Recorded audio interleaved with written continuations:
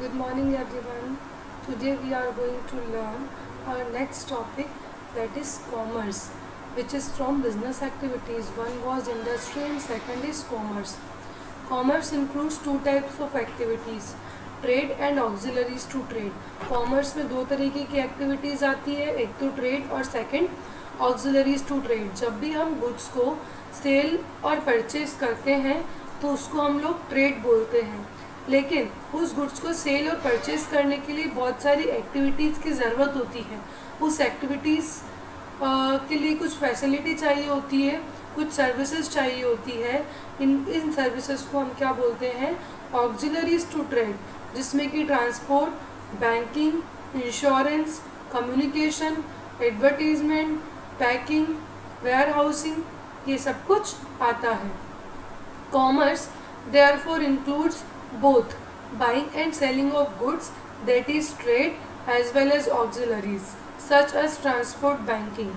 जब भी हम लोग कॉमर्स को देखते हैं तो उसमें दो चीज़ आती है, गुड्स को सेल और परचेज करना, और दूसरा ऑक्सिलरीज टू ट्रेड, जैसे कि ट्रांसपोर्टेशन, बैंकिंग एक्सेट्रा. कॉमर्स जो है ये प्रोड्यूसर्स और कंज्यूमर्स के बीच में एक बहुत ज़रूरी लिंक है. ये उन सारी एक्टिविटीज़ को एम्ब्रेस करता है जो कि आपके गुड्स और सर्विसेज को फ्री फ्लो मेंटेन करने में हेल्प करती है. Thus, all activities involving the removal of hindrances in the process of exchange are included in commerce. इसमें वो सारी एक्टिविटीज़ इंक्लूड होती है जो हिंड्रेंसेस को रिमूव करता है गुड्स को एक्सचेंज करने के प्रोसेस में, जिसको हम कॉमर्स बोलते हैं. हिंड्रेंसेस अलग अलग तरीके की होती है. Hindrances of persons, hindrances of place, hindrances of time, hindrances of risk और hindrances of finance. Hindrances means बाधा या रुकावटें. The hindrance of person is removed by trade, thereby making goods available to consumer from the position of ownership producer. अब जो लोगों की रुकावट है, जैसे हमारे पास लोग नहीं, हमने प्रोडक्शन तो कर लिया लेकिन हमारे पास कंज्यूमर नहीं है, तो उस हिंड्रेंस को कौन ख़त्म करेगा? ट्रेड. उस गुड्स को हर एक एरिया में पहुंचा के और गुड्स को सेल और परचेस करके. Next one is transport. जो ट्रांसपोर्ट है ये प्लेस की रुकावट या प्लेस की बाधा को रिमूव करेगा. ऐसा कितनी बार होता है कि हमने जहाँ प्रोडक्शन किया है वहीं पे सेल करें, लेकिन ऐसा ज़रूरी है क्या कि हमने जहाँ प्रोडक्शन किया है वहीं पे उसका सारा कंजम्पशन हो? ऐसा ज़रूरी नहीं है. इसके लिए हमको क्या करना पड़ता है? गुड्स को एक प्लेस से दूसरी प्लेस पे लेके जाना पड़ता है, तो उस बाधा को ट्रांसपोर्टेशन के थ्रू आप दूर कर सकते हैं. फिर ऐसा भी ज़रूरी नहीं कि जब हमने गुड्स को प्रोड्यूस किया है उसी टाइम पे उसको कंज्यूम कर ले. सेम टाइम पे तो हम सारा कंजम्पशन कर नहीं सकते, तो हमको गुड्स को कहीं तो रखना पड़ेगा. तो उसकी बाधा को कौन रिमूव करता है? स्टोरेज या फिर वेयर हाउसिंग. फिर उसके बाद आता है goods held in stock as well as goods in course of transport और सब्जेक्ट टू अ रिस्क. जो गुड्स है अगर हमने स्टॉक में रखा है तो कितनी बार हमको ये डर रहता है, अगर गुड ट्रांसपोर्ट में भी गया, हमने स्टॉक के फॉर्म में भी रखा है, तो उसकी चोरी ना हो जाए या फिर उसमें आग ना लग जाए, कहीं एक्सीडेंट ना हो जाए, तो गुड्स डैमेज ना हो जाए, तो उससे हमको कौन सिक्योर करेगा? इंश्योरेंस.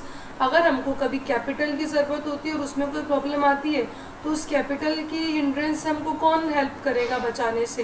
बैंकिंग सिस्टम, जहाँ से हम फाइनेंस भी ले सकते हैं और बैंक हमको हेल्प भी कर सकता है. जो एडवर्टाइजिंग है ये हमको हेल्प करता है प्रोड्यूसर्स को और ट्रेडर्स को कि कंज्यूमर को गुड्स की सारी इन्फॉर्मेशन दें. तो एडवर्टीजमेंट की हेल्प से हम कंज्यूमर को इन्फॉर्मेशन भी दे सकते हैं. तो इन्फॉर्मेशन की लेकनेस से हमको कौन बचा रहा है? एडवर्टीजमेंट. ठीक है.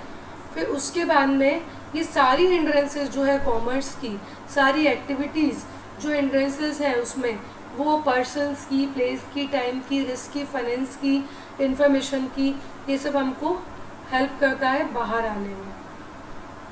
जैसे मेक इन इंडिया का लोगो आप देख रहे हैं, तो मेक इन इंडिया जो है ये भी इंडियन गवर्नमेंट के थ्रू एक इनिशिएटिव लिया गया था 25 सितंबर 2014 को, कि हम जो भी बनाएं वो इंडिया में ही बनाएं, मतलब जो भी प्रोडक्शन करें वो इंडिया में ही हो. इससे क्या हुआ कि national as well as multinational companies encourage हुई और उन्होंने अपने सारे गुड्स को इंडिया में ही मैन्युफैक्चर करना शुरू किया. जो गुड्स इंडिया में सेल करने थे उन्होंने वो गुड्स को इंडिया में ही मैन्युफैक्चर करना शुरू किया। इसका मेजर ऑब्जेक्टिव क्या था कि इंडिया में लोगों को जॉब मिले, एम्प्लॉयमेंट अपॉर्चुनिटीज़ क्रिएट हो, लोगों का स्किल इन्हेंस हो, उनका स्किल डेवलप हो, स्किल बढ़े, जिससे कि लोग 25 सेक्टर में स्किल्ड हो जाए। ये 25 सेक्टर की टेबल नीचे दी हुई है, that is automobile component, aviation, biotechnology, chemicals, construction, defence, ये सारी है। ये लिस्ट आप पढ़ें और उसके बाद आपको पता पड़ेगा कितनी सारी चीज़ें हैं जिसमें हम वर्क कर सकते हैं। So next topic is trade. We will learn this topic in the next video. Thank you so much.